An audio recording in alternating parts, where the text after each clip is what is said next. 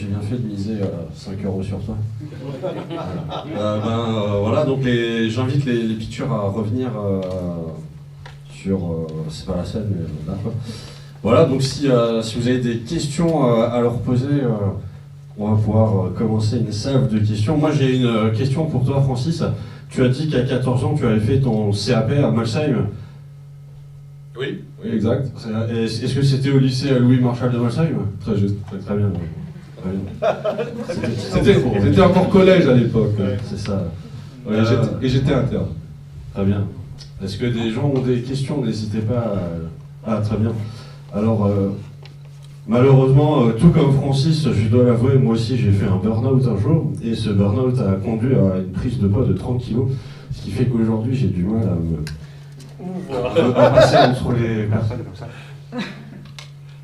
Bonjour, moi c'est Marie. J'avais une question pour Pharrell, ça a un peu attisé mon attention.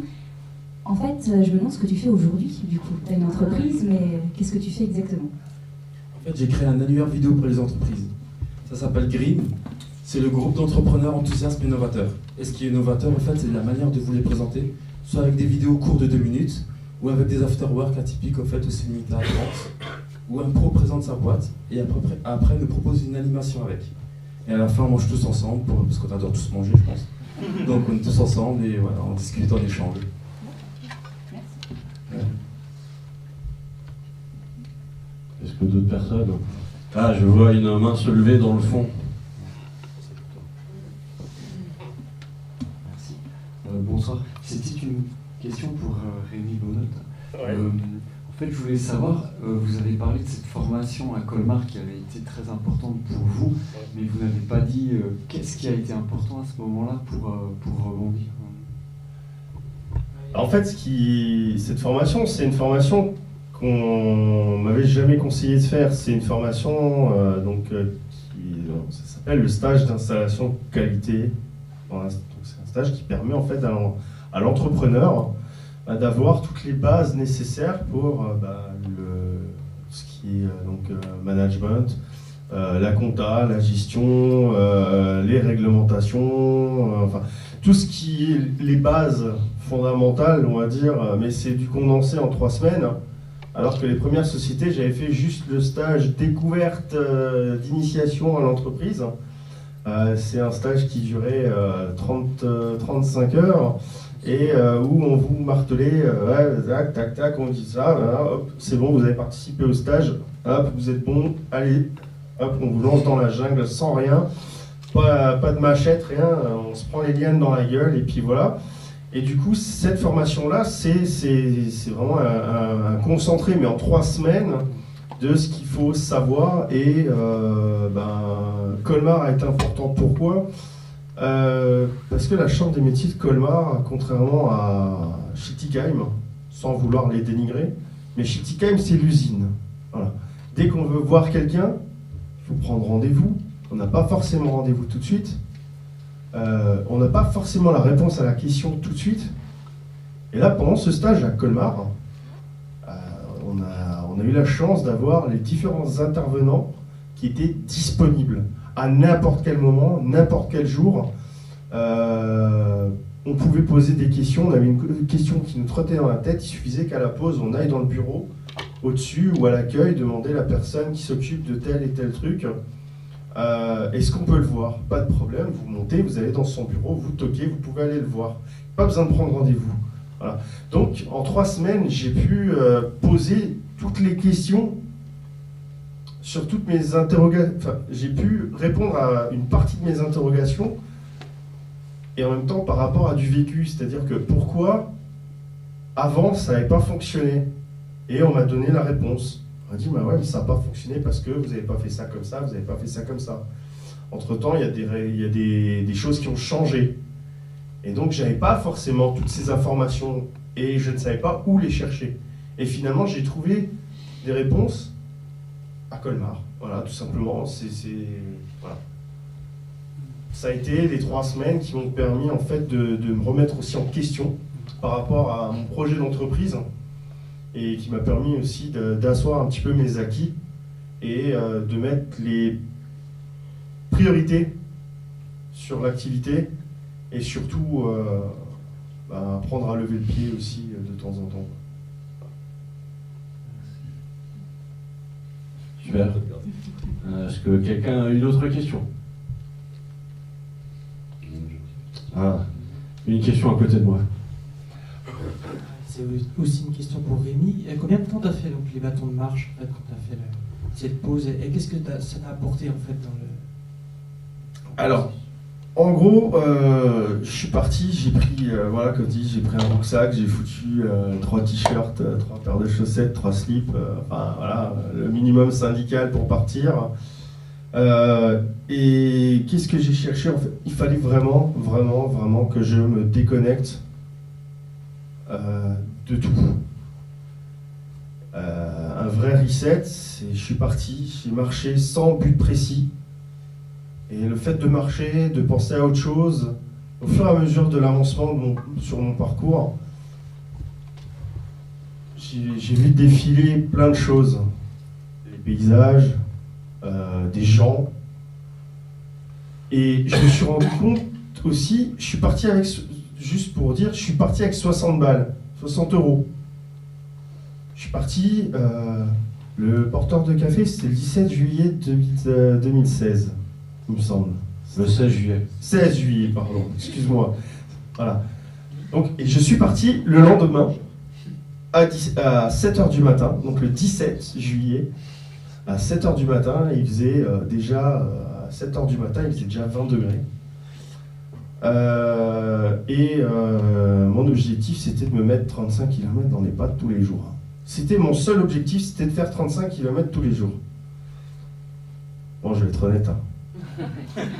J'ai fait 35 km le premier jour, 35 km le deuxième jour, 35 km le troisième jour, sauf que le troisième jour, mes pieds n'étaient plus d'accord. Donc voilà, ça s'est fini en stop, ça s'est fini en marche, ça s'est fini en stop, j'ai fait des haltes chez des gens. Bon, voilà, après, je ne suis pas resté totalement déconnecté du monde. Heureusement, il y a Facebook, mon seul lien social. Non, en fait, ça m'a vraiment permis j'ai plus pensé à rien. Pour dire que j'ai même laissé de côté mes gosses. Je me suis plus occupé de personne. Je me suis occupé que de moi. Et de mon mental, et de mon corps, et voilà. Je suis parti avec un sac qui faisait, donc j'avais tous les jours, je buvais jusqu'à 6 litres de flotte, donc tous les jours, tous les matins, je me démerdais pour avoir 6 litres de flotte dans mon sac, plus le poids des affaires que j'avais. Et pour la petite histoire, c'est qu'en novembre 2015, je faisais 130 kilos. Aujourd'hui, j'en fais 103. Et au moment où je suis parti, mon sac, je l'ai pesé, il faisait 26 kilos en partant. Je me dis, putain, 26 kilos, bordel, c'est lourd 26 kilos.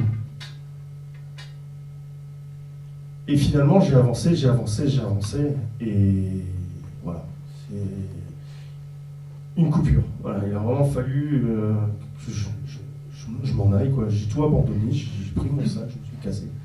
Ça m'a permis de remettre certaines choses à plat, de revoir mes priorités. Qu'est-ce que je veux vraiment, où je veux aller. Pas forcément la direction pour mon périple, mais où je veux aller dans ma vie. Voilà. Qu'est-ce que je veux vraiment? Après, mes priorités, c'est ma boîte, mes gosses, et le reste après. Voilà. C'est con parce que les gosses passent au second plan. Mais je me dis que si en premier lieu, j'arrive pas à mon but, je ne vois pas ce que je peux apporter à mes gosses derrière. Voilà. J'ai toujours été instable, et la seule stabilité que j'ai eue, c'est chaque fois que j'étais à mon compte. Voilà.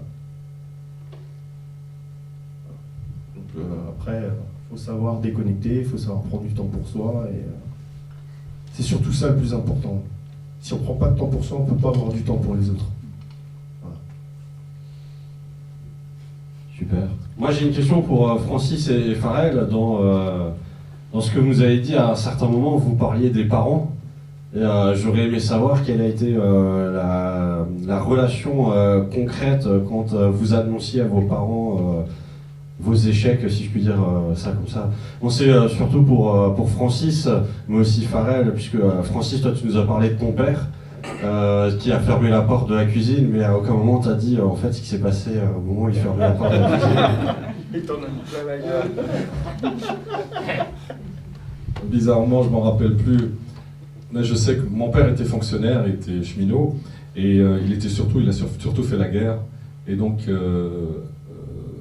pour les personnes qui ont vécu la guerre, je pense qu'il y en a qui ont des parents, qui ont des grands-parents qui sont passés par là, l'une des difficultés, c'était d'avoir toujours de quoi manger et d'avoir une sécurité de l'emploi. Et je crois que mon père, il avait avant tout ce désir d'être rassuré, que mon avenir soit assuré, que sécurisé.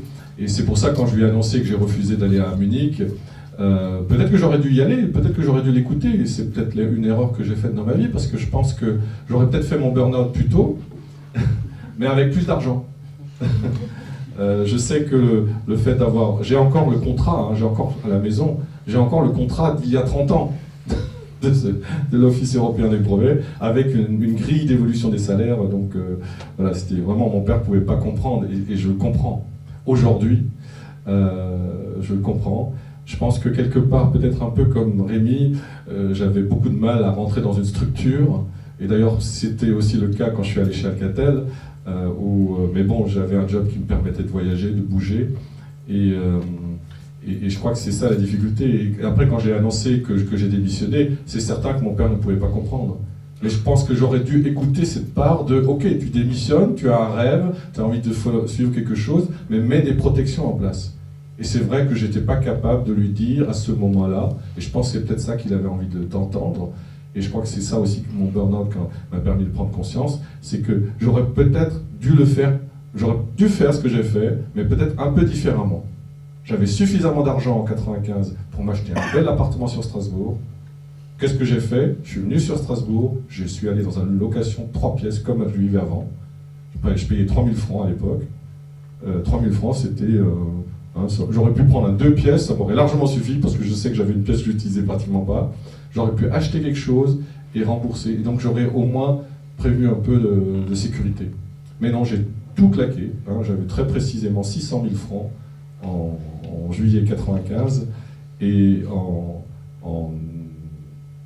on va dire juillet 99, il me restait 20 000 francs sur mon compte. Voilà. Et puis comme par hasard, le job est arrivé. Mais je pense que le message que je veux faire passer, c'est que mon père, il a fait la guerre, il a ce regard, et je pense qu'il faut... Et je ne l'ai pas assez écouté au bon moment où j'aurais peut-être dû l'écouter. Farrell. En fait, mon père, il était déjà là. Et moi, je suis venu en France quand j'avais 1 an. Donc mon père connaissait déjà, en fait, connaissait le rouage. Et lui, il voulait que je devienne ingénieur. Donc l'école, ça n'a pas fonctionné, il était déçu. Et le sport, il ne voyait pas vraiment le potentiel que j'avais. Donc il n'était pas trop d'accord. Mais le fait, après que j'ai mes sélections et tout ce qui se passe, et il voit que j'abandonne, là, il était encore déçu, il ne comprend pas.